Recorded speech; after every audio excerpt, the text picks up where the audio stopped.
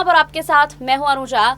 सुव्यवस्थित ढंग से चल रहे देश का एक महत्वपूर्ण और कर्मठ राज्य मसखरों के चक्कर में कांग्रेस के हाथ से छिटकता नजर आ रहा है। राजनीति में पद नहीं कद की बात की जाती है, लेकिन कांग्रेस सुप्रीमो की समझ में यह बात नहीं आई है और जीते हुए राज्य के कद्दावर नेता की बहकावे में आकर उन्हें अयोग्य करार दिया गया है। पंजाब कांग्रेस में कांग्रेस के पूर्व मुख्यमंत्री कैप्टन अमरिंदर सिंह अपनी अलग पार्टी बनाकर राज्य की सभी 117 सीटों पर विधानसभा चुनाव लड़ने की घोषणा कर रहे हैं। ऐसे में क्या हुआ है कि किसकी साजिश से यह हुआ है, इस पर परिपक्व कांग्रेसियों को जमकर विचार विमर्श करने की जिम्मेदारी बनती है। यदि धीरे धीरे ऐसा ही होता रहा तो भाजपा का वह नारा कामयाब हो जाएगा जिसमें उसने कहा था कि देश को कांग्रेस मुक्त करना है।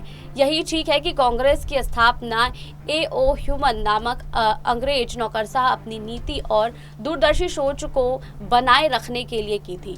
लेकिन धीरे धीरे कांग्रेस एक ऐसा संगठन बन गया है जिसके सदस्यों ने जमकर स्वतंत्रता आंदोलन में भाग लिया और देश को आजाद कराने में महत्वपूर्ण भूमिका का निर्वहन किया।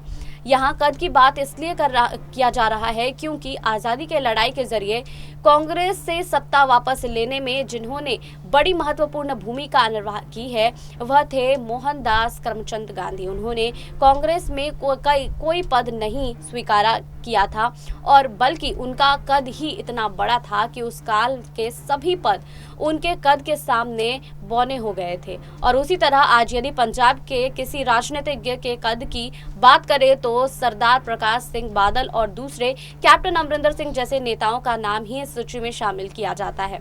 ऐसे कद्दावर नेता को साजिश करके अपमानित करके बाहर का रास्ता दिखा दिया जाता है और इसका श्रेय क्या होगा, हश्र क्या होगा, यह तो चुनाव के बाद ही पता चलेगा। कैप्टन अमरिंदर सिंह तीनों नए कृषि कानूनों पर बात करने के लिए गृह मंत्री अमित शाह से समय लिया है और कैप्टन अपने साथ 25 कृषि विशेषज्ञों को लेकर दिल्ली आ रहे हैं। दिल्ली में यदि उनकी भेंट गृह मंत्री से हो जाती है तो निश्चित रूप से कुछ न कुछ हल जरूर निकलेगा।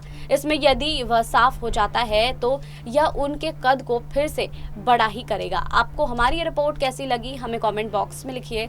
बाकी और खबरों के लिए जुड़े रहिए SPN 9 न्यूज के साथ।